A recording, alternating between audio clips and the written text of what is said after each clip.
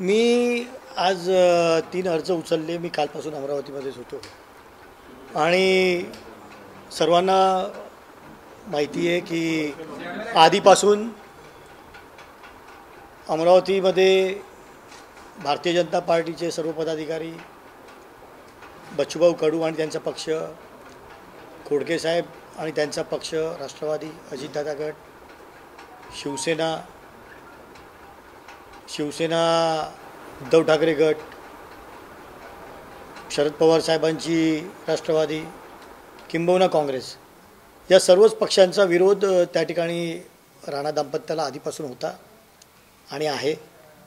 आणि त्या ठिकाणी उमेदवार काँग्रेसनी सुद्धा घाईघाईत उमेदवार दिलेला आहे आणि त्याच पद्धतीने सगळ्यांचा विरोध लक्षात घेऊन सुद्धा भाजपाने त्या ठिकाणी उमेदवार दिलेला आहे. आणि आमचे जे सर्व मित्रपक्ष आहेत, आमची चर्चा आधीपासून सुरू होती, अजूनही चालू आहे आणि माझ्यावर सुद्धा कुठेतरी सर्व पक्षांमार्फत प्रेशर आहे आणि म्हणून आज आम्ही 3 उमेदवारी अर्ज माझ्या नावाने उचललेले आहेत. सर, नेमकं तुम्ही प्रेशर बोललं तर प्रेशर कोणाचं आहे? म्हणजे कार्यकर्त्यांचं आहे, नेत्यांचं आहे? सगळ्यांचंच आहे. या जिल्ह्यातल्या कार्यकर्त्यांचं, जिल्ह्यातल्या लोकांचं आणि सर्वच पक्षीय नेत्यांचं.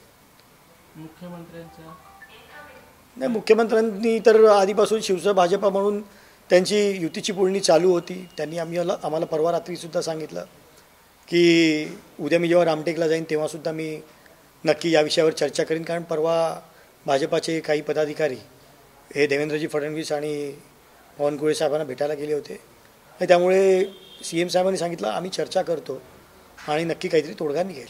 जर भाजपानं तर उमेदवारी जाहीर केलीच नवनीत राणा, जर ही कायमच राहिली तर तुम्ही बंडखोरी करणार का अपक्ष? एक विषय हा पण आहे की त्यामध्ये सुप्रीम कोर्टाचा निकाल अजूनही बाकी आहे आणि फॉर्म भरायची तारीख 4 आहे आणि त्यामुळे ज्या पद्धतीने आपण काँग्रेसचं रामटेकचं आजचं जर उदाहरण पाहिलं तर त्या ठिकाणी ज्या बर्वे मॅडम होत्या त्यांनी काँग्रेसतर्फे उमेदवारी अर्ज दाखल केला होता आणि त्यांचा सडनली निकाल आला आणि त्यांना त्या ठिकाणी ऑटोमॅटिकली त्यांचा अर्ज बाद झाला आणि त्यामुळे मला खात्री आहे कधी सुप्रीम कोर्टाचा निकाल येऊ शकतो, त्या ठिकाणी उमेदवारी अर्ज हा बाद होऊ शकतो. आणि एवढंच नाही तर जो विरोध राहणारा आहे आणि त्यामुळे सर्वपक्षीय उमेदवार म्हणून कुठेतरी अपक्ष म्हणून सगळे एकत्र येऊन त्या ठिकाणी लढत देऊ शकतो. रामटेकचं जसं झालं तसं इथे होऊ शकतं असं माहिती असल्यावरही किंवा माहिती असू शकतं हे भाजपने या ठिकाणी उमेदवार दिला, या संदर्भात काय बोलतो? कारण तुम्हाला विचारात पण कोणाला घेतलं नाही. तो विषय ज्याचा त्याचा आहे. त्यांनी का असा निर्णय घेतला हे आम्ही त्यांना विचारू शकत नाही. मित्रपक्षांची युतीची जेव्हा बैठक होती, नेते आमचे मुख्यमंत्री आणि देवेंद्रजी, बावनकुळे साहेब, दादा, अजितदादा वगैरे बसून हा निर्णय घेत होते आणि त्यामुळे त्यावर भाष्य करणं उचित नाही. सर, बच्चू कडू पण म्हणतात, आपणही म्हणतात, भाजप इथे जसं राणांची दादागिरी आहे तशा पद्धतीने दादागिरीने उमेदवार उभा केलाच का? कारण तुम्हाला विश्वासात तुम्हाला पण घेतलं नाही आणि बच्चू कडूला किंवा तुमच्या मित्र पक्षात बाकीच्यांना घेतलं नाही असा आरोप बच्चू कडूंचाही आहे. याच्याकडे कसं पाहता? आज आम्ही खास करून मी अपक्ष म्हणून लढवण्याची भूमिका घेतलेली आहे आणि म्हणून अर्ज उचललेला आहे. रामटेकची जर पुनरावृत्ती इथे झाली आणि उमेदवाराचा अर्ज जर बाद झाला तर तुमची तयारी असेल का, आणि असेल तर तुमची ताकद पुरेल का? आज आपण जर पाहिलं तर मी आधीही सांगितलं या ठिकाणी सर्वपक्षीय एकत्र येऊन माझ्यासोबत आधीपासून होते, आजही आहेत आणि भविष्यातही राहतील. तुम्ही मध्यंतरी चंद्रशेखर बावनकुळेंना भेटले होते तेव्हा पूर्ण परिस्थिती दाखवली, तुम्ही पूर्ण विरोध केलाच होता नवनीत राणाचा, तरी सुद्धा नवनीत राणाला काल उमेदवारी दिली. एकीकडे सुप्रीम कोर्टाचा निकाल नाही, ते कसं पाहता? म्हणजे काय आधारे नवनीत राणा उमेदवारी दिली असं वाटतं तुम्हाला? आम्ही या ठिकाणचे लोकांचे प्रश्न, नेत्यांचे प्रश्न, लोकांना होणारा त्रास हा वरिष्ठ नेत्यांना कळवला होता, परंतु त्यानंतरही जर उमेदवारी झाली तर ते दुर्दैवी आहे. त्यापेक्षा जास्त काय. काल चंद्रशेखर बावनकुळे यांनी एक वक्तव्य केलं की ऑलमोस्ट निकाल लागलेला आहे, या भाकितावर तुम्ही काय सांगता? आणि एक मिनिट याला प्रश्न जोडून आहे, बच्चू कडूंनी आज हे सुद्धा सांगितलं की एका खिशात त्यांचा सुप्रीम कोर्टात निकाल आणि दुसऱ्या खिशामध्ये त्यांच्या नवनीत राणांचं तिकीट आहे, अशा पद्धतीने ते बोलले का? नेमकं कसं पाहता याकडे? नाही, मी आधी सांगितलं होतं, रवी राणा हे आधीपासून ज्या पद्धतीने वागतात एका मस्तीमध्ये, हायकोर्टाचा निकाल घ्यायला सुद्धा जवळजवळ 2.5 वर्ष लागले. सुप्रीम कोर्टामध्ये सुद्धा आम्ही गेलो. पहिल्या दिवशी जेव्हा स्टे मिळाला त्या दिवशी दुर्दैवानं सुप्रीम कोर्टचे दोन्ही जज 20 मिनिट गायब झाले. मला वाटतं जगातलं हे एकमेव उदाहरण असेल की 20 मिनिट सुप्रीम कोर्टचे जज त्या ठिकाणी गायब होतात कुठल्याही केसच्या. मला वाटतं खरा हा विषय आमच्यापेक्षा तुम्ही मीडियानी आतापर्यंत उचलला नाही, हे देशातल्या लोकांचं दुर्दैव आहे. खऱ्या अर्थानं मीडियानी सुद्धा हा विषय उचलून धरायला पाहिजे होता की अशा पद्धतीने जर सुप्रीम कोर्ट चालणार असते, 14 दिवसामध्ये निकाल देणार होते सुप्रीम कोर्ट, 28 तारखेला सुनावणी संपलेली आहे, 14 दिवसामध्ये निकाल देत नाही आणि आमची मीडिया गप्प बसते. मीडियानी खऱ्या अर्थानं हा प्रश्न हा सामान्य जनतेचा प्रश्न आहे, प्रत्येक नेत्याचा, प्रत्येक जाती धर्माचा, प्रत्येकाचा हा प्रश्न आहे. परंतु मीडिया गप्प का? हा माझा प्रश्न उलट मीडियाला आहे की तुम्ही गप्प का बसले आतापर्यंत?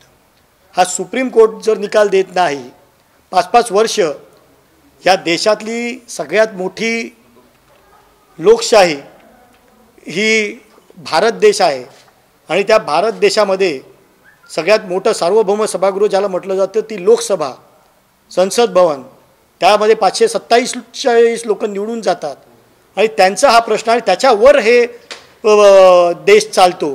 परंतु तोच विषय सगळ्यात महत्त्वाचा या मीडियानी अतिशय साजूकपणे बाजूला टाकून दिला आणि मला वाटतं म्हणून हा आजचा दिवस उगवला. मला वाटतं मीडियासुद्धा तेवढीच जबाबदार आहे.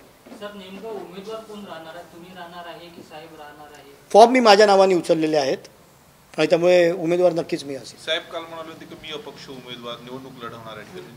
फॉर्म मी उचललेले आहेत माझ्या नावाचे, साहेब उचलण्याची शक्यता का? 3 फॉर्म माझ्या नावाने उचललेले आहेत.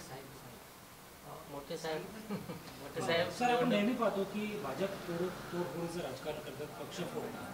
अशा वेळी तुम्ही अपक्ष फॉर्म भरता, तुम्हाला काय धोका वाटतो? कारण त्या पद्धतीचे इशारे आधी पण बघा, विषय असा आहे, मी तुम्हाला सांगतो, आज दडपणाखाली कामं करणारे नेते या ठिकाणी चेहरे हसत खेळत हातामध्ये गुलदस्ते घेऊन जरी त्या ठिकाणी प्रवेशाला हजर होते, त्यांचं मन त्यांनाच माहिती आहे.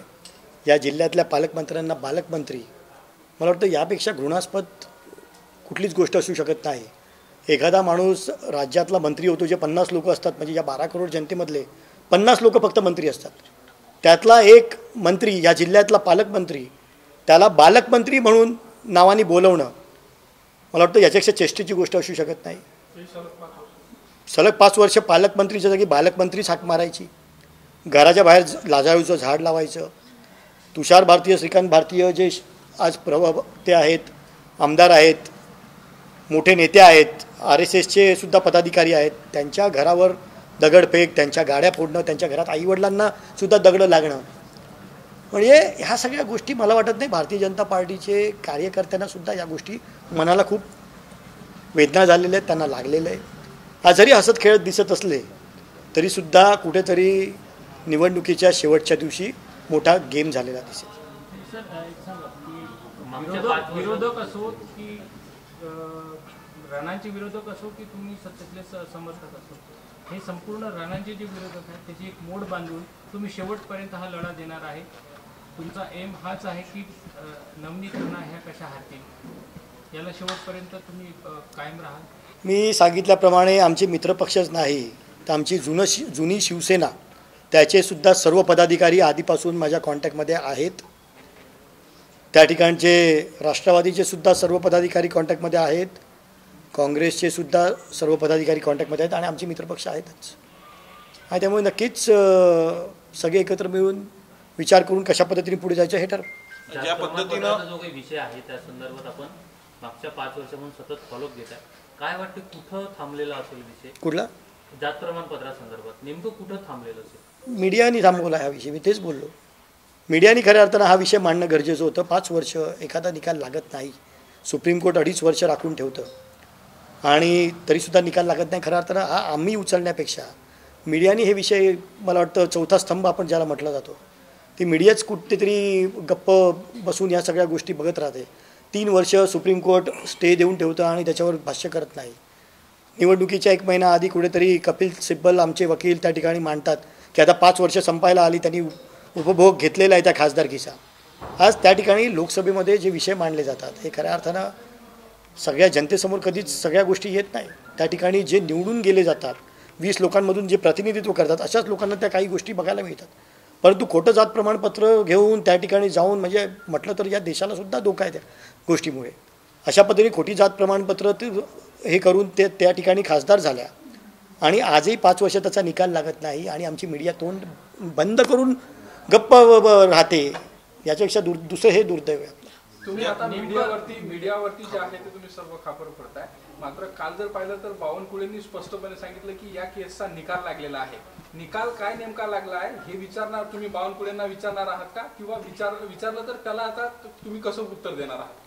बघा, जे कोण काही बोललं निकाल लागला नाही लागला, खऱ्या अर्थानं मीडियाने ते प्रश्न त्यांनाच विचारले पाहिजे की कुठला निकाल लागला, कसा लागला. मी तेच म्हणतोय खऱ्या अर्थानं हे हा निकाल देशाचं भवितव्य ठरवणारा निकाल आहे. देशाचं भवितव्य ठरवणारा की खऱ्या अर्थानं सामान्य माणसांनी कोर्टामध्ये जावं की नाही जावं. कारण एका कोर्टामध्ये म्हणजे सगळ्यात महत्त्वाचा विषय एका ठिकाणी सुप्रीम कोर्ट सांगतं लोकप्रतिनिधींचे विषय हे प्रत्येक कोर्टाने 6 महिन्यामध्ये संपवावे आणि तरीसुद्धा सुप्रीम कोर्टामध्ये स्टे देऊन 3 वर्ष ते प्रकरण तसंच प्रलंबित राहतं आणि तेही कुठलं तर 547 लोक या 150 करोड जनतेमधले जे निवडून जातात त्याच्या सगळ्यात महत्त्वाचा विषय तो सुद्धा जर निकाल सुप्रीम कोर्ट 3 वर्ष झाले, आज 14 दिवसाची मुदत मागितली आणि ते 14 दिवस पालटून अजून परत 14 दिवस गेले. मला वाटतं खऱ्या अर्थानं मीडियानी, मी तर सगळे मीडिया बांधवांवर मी आज खांद्यावरही जबाबदारी टाकतो की आपण मीडियानी कुठेतरी हा विषय उचलणं गरजेचं आहे. सुप्रीम कोर्टाला विचारलं गेलं पाहिजे की नक्की आपण एक स्तंभ आहात या देशाचा आणि नक्की आपण याच्यावर निर्णय देणार आहात का. हा विषय मला वाटतं हा आता तुमच्या कोर्टमध्ये हा बॉल मी टाकतोय आणि नक्कीच या देशाची मीडिया नक्की हा विषय लावून धरेल आणि हा निर्णय नक्की देशातल्या जनतेसाठी लावून घेईल. अशा पद्धतीची विनंती मी या ठिकाणी मीडियाला करतोय. आम्ही बावनकुळे साहेबांना नक्की विचाराल तुम्ही कोणत्या उद्देशाने असं बोलले की निकाल लागलेला आहे, पण तुम्ही पक्षकार आहात त्यामुळे तुम्हाला पण माहिती असलं पाहिजे ना की खरंच निकाल काहीतरी लागला का काल. विषय एखाद्या माणसाने कोणीतरी एखाद्याला विचारण्यापेक्षा हा विषय सुप्रीम कोर्टाचा आहे आणि मला वाटतं हा विषय आपण सुप्रीम कोर्टापर्यंत या गोष्टी आपण मीडियाने जर पोचवल्या की हा निकाल लागला पाहिजे आणि कशा पद्धती पोचवायचं मला वाटतं मीडियाला चांगल्या पद्धतीने. आहेत, जबाबदार नेते आहेत, माजी मंत्री आहेत, त्यांच्या वक्तव्याला बोलण्याला अनन्यसाधारण महत्व आहे. तुमच्या पक्षाला, तुमच्या युती महायुतीमधले ते ज्येष्ठ नेते सुद्धा आहेत, तर त्यांना तुम्ही हा जाब विचारणार आहात का? बघा, जोपर्यंत मी स्वतः ऐकलेलं नाही तोपर्यंत मी काय कोणाला विचारायला जाणार नाही. आम्ही वाट बघतोय कसा आहे सुप्रीम कोर्टाचा निकाल कसा लागतो हे सगळ्यांना माहिती आहे. कोणीतरी सांगितलं म्हणून तो निकाल लागत नाही. सुप्रीम कोर्टाचा निकाल हा कशा पद्धतीने लागतो, त्याची तारीख लागेल तेही सगळ्यांना कळेल. ऑनलाईन त्याच्यामध्ये तारीख लागेल आणि त्याच्यानंतर त्या दिवशी तिकडे हजर झाल्यानंतर त्या ठिकाणी जगामध्ये ऑनलाईनसुद्धा असतो आणि तिकडे सुद्धा निकाल लागतो आणि त्यामुळे काय कोणाच्या अशा पद्धतीने निकाल लावला जात नाही. म्हणून मी माझ्या सर्व बांधवांना, मीडियाच्या बांधवांना विनंती करतो आपण तो मुद्दा लावून धरावा आणि तशा पद्धतीने हे करावं की सुप्रीम कोर्टाने निकाल लवकर लावावा. ज्या पद्धतीनं बारामतीमध्ये विजय शिवतारे आग्रही आहेत उमेदवारीसाठी, सुनेत्रा पवार त्या ठिकाणी लढत अशी चर्चा आहे, परंतु मुख्यमंत्र्यांची भेट घेतल्यानंतर कुठेतरी त्यांची तलवार मॅन झालेली आहे. जर तुम्हाला मुख्यमंत्र्यांनी बोलावलं तुम्ही माघार घेणार आहात का त्यानंतर? हे बघा, मुख्यमंत्री हे आमचे नेते आहेत. जेव्हा आम्ही त्यांच्याशी चर्चा केली तेव्हापर्यंत त्यांनी सांगितलं होतं प्रत्येक वेळी की आपण चर्चा करू आणि त्यांना या गोष्टी सगळ्या त्यांच्या कानावर घालू आणि जेव्हा निर्णय घ्यायचा असेल तेव्हा तुम्हाला कळवूनच निर्णय घेतला जाईल. कुठेतरी हा निर्णय आम्हाला कळवून घेतला गेला नाही आणि म्हणूनच कुठेतरी खंत आमच्यासुद्धा मनामध्ये आहे आणि सगळ्यात महत्त्वाचा आमचा विरोध आधीपासून होता आणि आजही आहे आणि भविष्यातही आहे. उद्या जर मनोमिलन झालं तर एका मंचावर नवनीत राणांचा प्रचार करायला अभिजित अडसूळ आणि आनंदराव अडसूळ दिसतील का? मी आधीही सांगितलं होतं, आजही स्पष्टपणे सांगतो, कुठल्याही प्रकारे नवनीत राणाचा प्रचार मी करणार नाही. बच्चू कडून स्टेटमेंट दिलं होतं सकाळी की जो सक्षम उमेदवार राहील त्याला प्रहार पाठिंबा देईल. जर आपण जर मैदानात उतरले तर बच्चू कडून पाठिंबा दिला तर तुम्ही घ्याल का? सर्वपक्षीय नेते आम्ही मिळून चर्चा करतो आहोत, याविषयी जास्त मी काही बोलणार नाही. स्थानिक शिवसैनिक सर्व माझ्यासोबत आहेत. स्थानिक सर्व शिवसैनिक माझ्यासोबत आहेत. दोन्ही शिवसेना माझ्यासोबत आहेत. स्थानिक अभिजित अडसूळ माघार घेणार ते निवडणुकीत नाही? नक्की नाही.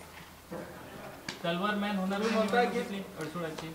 तलवार मग घेतलीच नसती. हातामध्ये जर मॅन करायची असती तर आज म्हणून मी म्हटलं की माझ्यावर सुद्धा खूप प्रेशर आहे. सर्व पक्ष आरपार की लढाई होगी.